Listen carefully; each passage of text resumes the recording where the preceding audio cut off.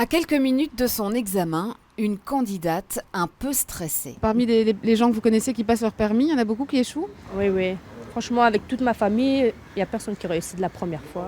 Depuis quelques années, le taux de réussite à l'examen pratique et théorique est globalement en diminution.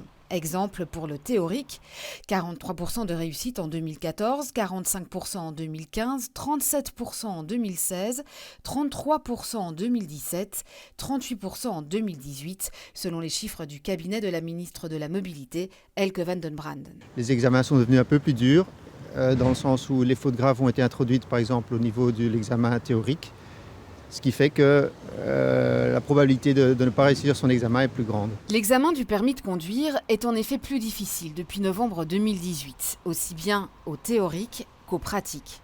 Mais pour Benoît Godard de l'Institut Vias pour la sécurité routière, la réforme était nécessaire. C'est plutôt une bonne chose pour la sécurité routière. Il n'était pas normal de réussir un examen alors que vous pouviez commettre 5, 6, 7 fautes graves. Mais plus globalement, le porte-parole de Vias observe une baisse de la préparation des candidats à l'examen. Si vous n'étudiez pas par cœur le code de la route, vous vous présentez en ayant lu simplement, en ayant fait quelques exercices.